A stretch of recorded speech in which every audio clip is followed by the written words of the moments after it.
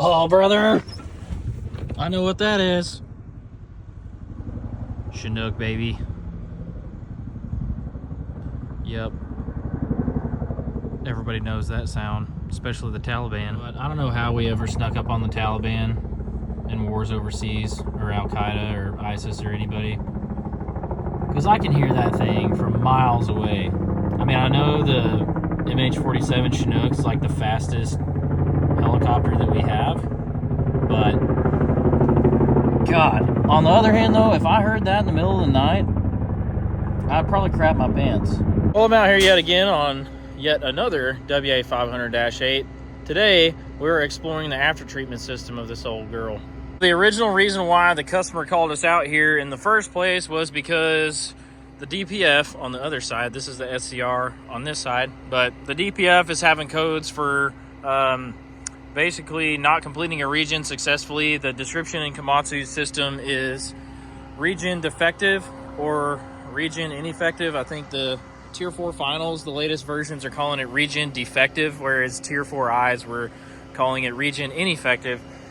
And what that means is exactly what it says, is that whenever it goes to clean the DPF, it doesn't see a reduction in the differential pressure across the DPF from the beginning of the regen to after the regen.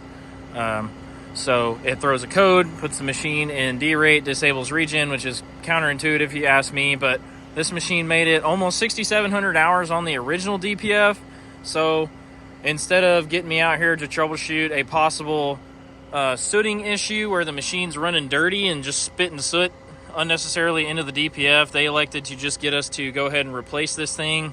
The customer gets 2 complimentary DPFs from Komatsu as a part of owning a Komatsu machine. So you get one at 4,500 and one at 9,000, but now Komatsu changed the policy. You can get 2 within any amount of hours. You can get one at 4,500 and one at 6,000. You can get one at 8, one at 9. It doesn't matter. Just as long as you get 2 before 9,000 hours, Komatsu will pay for the cost of the filter, and then the customer is responsible for labor. So instead of burning my labor hours, possibly wasting my time figuring out if this thing's sooting up or not, they elected to just go ahead and put a brand new DPF on it. And then when I'm finished, I'm going to take that little plug out right there, and I'm going to stick my little smoke checker in there and see if the engine's running dirty. And if I were to guess, it's probably running clean. Since this thing made it so long, it's pretty odd for it to run this long and just now throw a code if it was sooting up. It doesn't have any soot load high error codes. It just has a DOC face plugging code, which is common with full DPFs, and then it also has that regen defective code. So as you can see, I've already got the wings of the hood opened up. I've got the hood top unbolted, and I've got that back part slid back. And I'm going to rig this thing up and lift this hood off of the machine. That way I can start getting the DPF taken off. As you can see, I got that DPF off, and I don't know if somebody's changed this thing before or if Komatsu just drastically misaligned the mixing tube up there, but that was a pain in the ass to get off, and I'm about to have to loosen up all that clamperage right there, all the bolts that bolt the mixing tube to the SCR, and clock it up a little bit so I can actually get the new bolts in there without having to fight it with a pry bar like I just did. But this is what the DPF looks like. Your dirty exhaust goes in there, as you can see, and then all your clean exhaust and fairy dust comes out this side. And this one doesn't look like it's been touched before.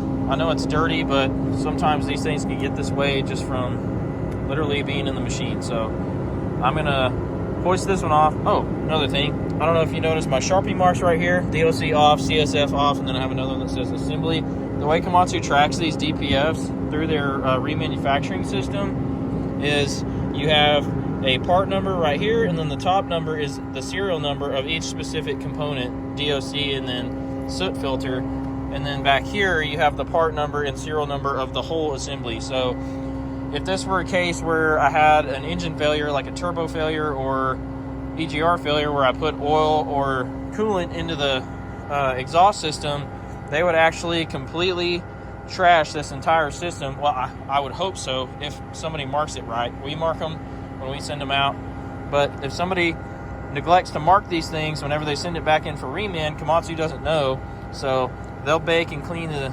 DPF and they'll do whatever they do to the DOC. I don't know exactly what they do to it. I think they just scrub it out with some sort of solvent and that's it. But if you have oil in it, that stuff can sometimes be baked out. But if you get coolant that hits this oxidation catalyst, it actually deactivates the platinum, unobtainium, whatever that's in there, and it'll actually cause that DOC not to work at all. So you'll just get basically soot and raw fuel hitting the soot filter, and instead of the fuel hitting this oxidation catalyst, basically catching on fire, doing the chemical reaction that it does, and then cooking the soot out, turning it into ash, it'll all happen in the soot filter, and you'll get all kinds of issues from that too. So I don't think that didn't happen with this machine because it's got the factory EGRs on it. It's got the factory turbo on it. This thing, I think, is just used up its service life.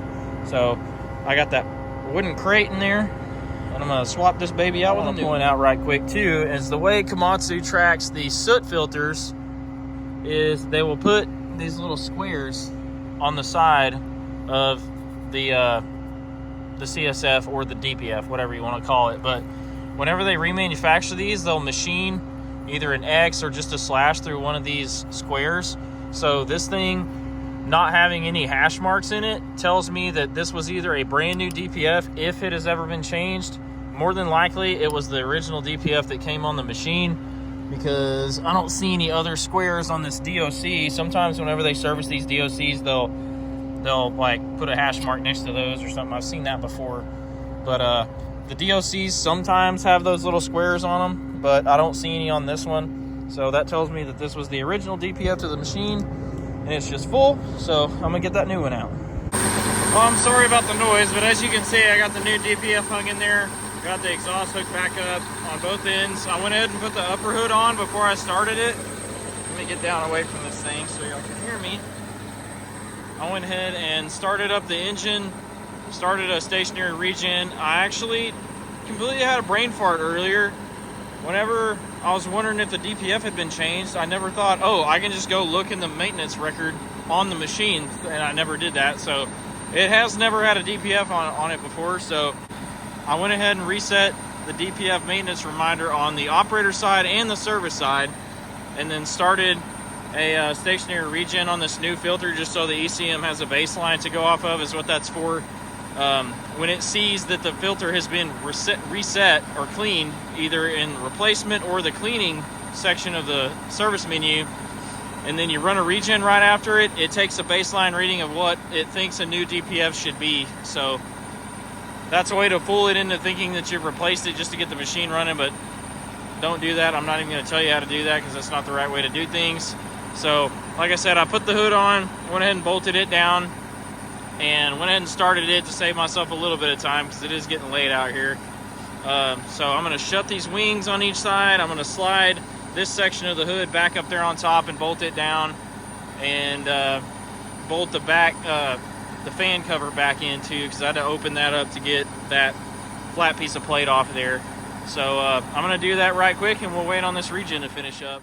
So I didn't get it here on camera, but I did actually end up doing a smoke test on this thing after I got done replacing the DPF on it, and it ended up smoking like a 0.5 on my smoke scale. I have to, when I get a tier 4 troubleshooting call in, I'll run into the details on doing smoke tests on things a little bit more in detail, but it was running really, really clean on the smoke test. So I just wanted to come in and note that right quick, that I did in fact do a smoke test, and we didn't just throw a DPF on it just for shits and grins. So, well, that's all she wrote on this one, folks. This one was a pretty easy and straightforward process of replacing this DPF.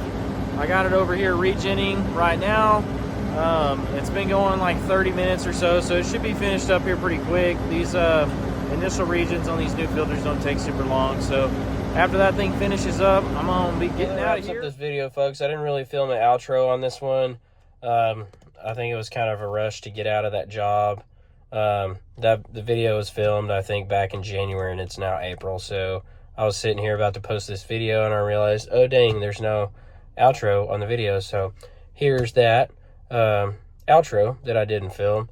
Appreciate you watching, everybody that's been tuning into the main video channels, main channel videos, my viewership has gone up and my subscribers have gone up substantially in the past about 3 weeks to a month, and I'm greatly appreciative to everybody who has subscribed and has been watching my videos. I never thought I would get this far this fast on YouTube. I do want to point out that I do have channel memberships available for people who want to do that. That's a way to subscribe to my channel and support me directly. Well, there's no really other way to support me on YouTube unless you like literally mail me a check, but that's not really how it works. But anyway, if you want to subscribe to channel memberships, if you like my channel and want to help me out personally, it's basically a way to directly support my channel and help me get tools to make better content for you guys, like cameras, microphones, stands, GoPros, things like that. Pretty much what I'm gonna be doing with anything I make off this YouTube channel. So like I said, I appreciate you watching. Please like, subscribe, share, turn on your post notifications, and send these videos to all your friends. I don't care if they don't watch them. If you share it, it helps my algorithm out a lot. Yeah, so appreciate you watching. Everybody, I hope you have a happy Easter weekend. It is Friday, April 18th, which is Good Friday, and unfortunately I'm working today. If you couldn't tell, I'm on my lunch break right now. Everybody have a happy and safe Easter, and remember why we are celebrating Easter. It's not because of the Easter Bunny. It's about Jesus Christ and his death, burial, and resurrection. Just want to remind everybody of that. This is the Shade Tree Certified YouTube channel.